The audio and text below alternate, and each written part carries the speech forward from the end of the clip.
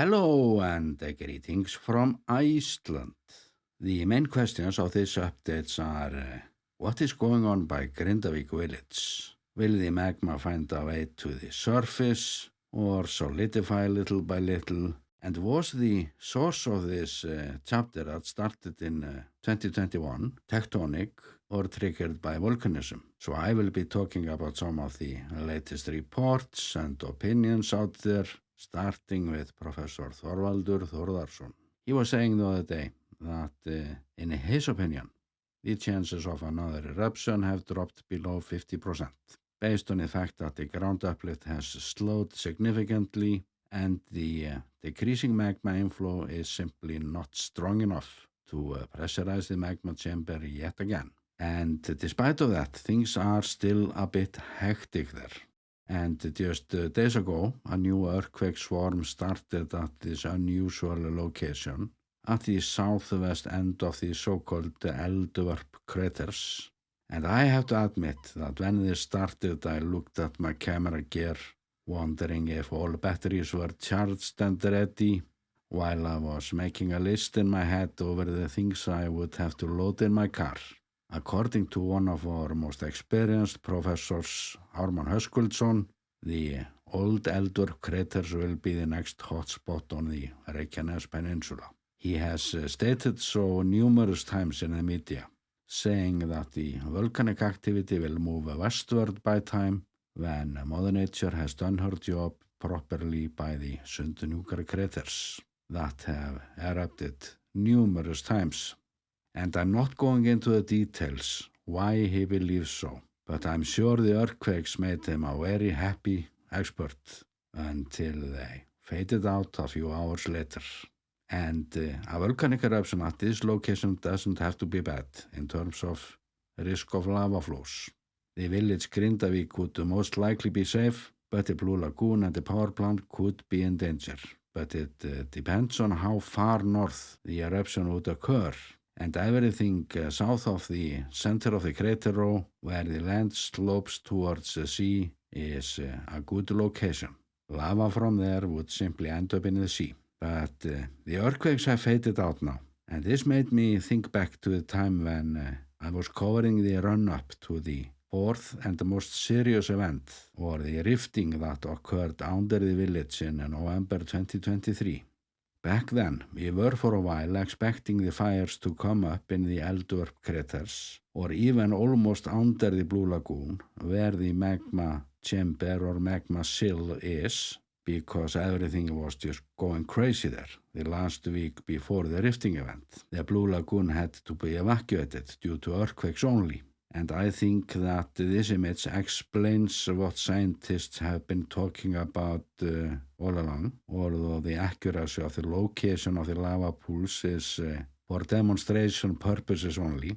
But this is how the plumbing system under the peninsula has been presented, with all sorts of chambers, sills, and films of magma. And I'm told that there is magma under the entire peninsula. And according to a new science paper where Professor Þorvaldur is one of the authors, it was the slipstrike earthquakes in the mountain Fagradalsfjall on the north-south trending fissure swarm that triggered the first three eruptions between 2021 and 2023. And it was then a combination of tectonic and volcanic elements that moved westward to the Blue Lagoon and Grindavik village. And these same elements are still at work there. And according to this report, the source of these events was tectonic. But not all scientists are of that opinion. So the science community is literally having this debate now. Which came first, the chicken or the egg? And since I'm more of a bacon scientist, it's not for me to say what group is wrong or right. Magma was, however, always believed to be the root cause of the troubles there during the build-up, and I never doubted that back then, due to how localized the earthquakes were, for the most part. But the new report indicates that this was a tectonic event that triggered this, supported with probably the best pool of seismic data available from this extremely dense network of monitors there on the peninsula. And it sounds logical to me that The tectonics triggered what was to come. But I am, however, having problems when this is called a tectonic event, because if so, it's covering very little ground, just a few kilometers, exactly under the village. And in comparison, the area that was on the move during the volcano tectonic event at Krabla volcano was around 80 kilometers long. And if we go further back, the tectonic event that ended up with the Askja eruption in 1875 was documented to be at least 50 to 70 kilometers long, perhaps longer.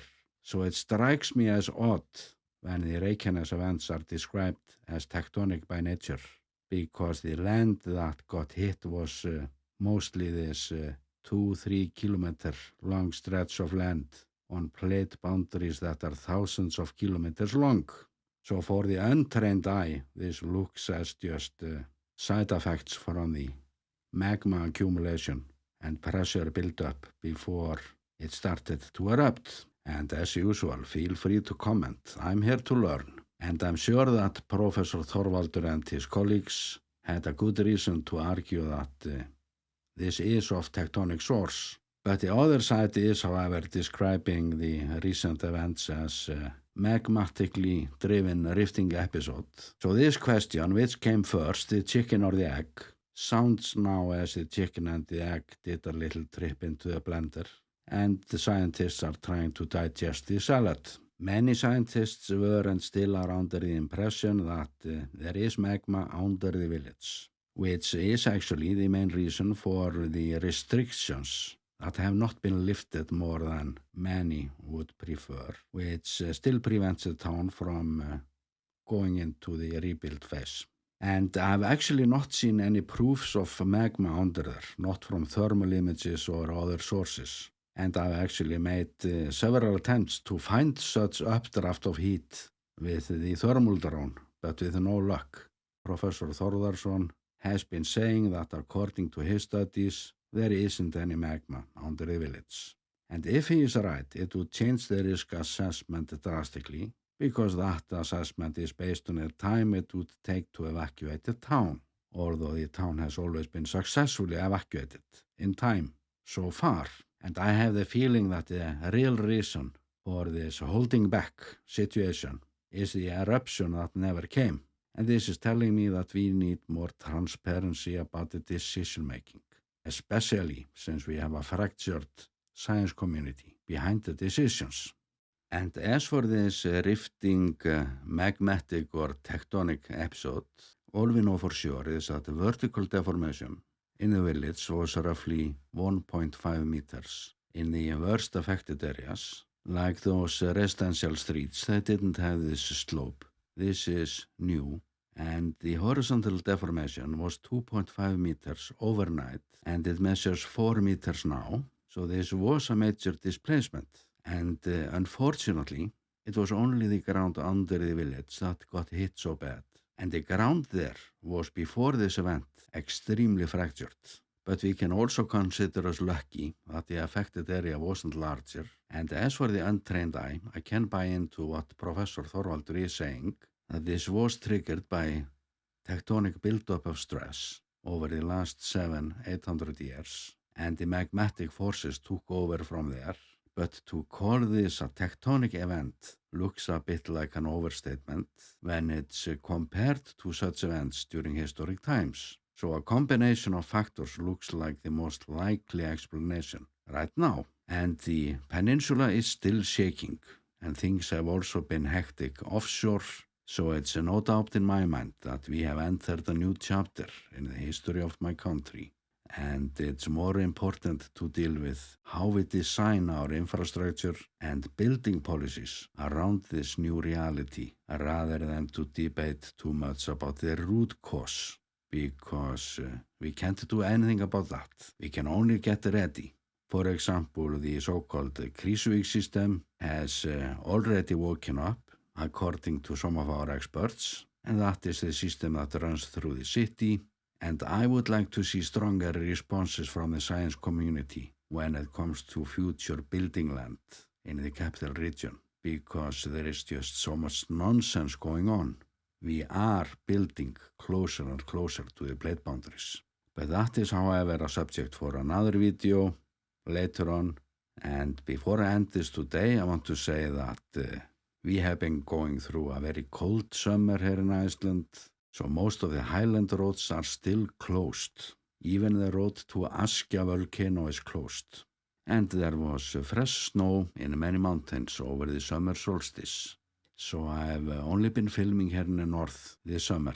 Instability is the main characteristics of the Icelandic climate, and such conditions are often in my favor when it comes to filming. So I've been fairly lucky so far, and just came back from a summer solstice tour with lots of fresh footage, so I look forward to put on a show soon. And with that, I'm sending you best regards from the volcano island, Iceland.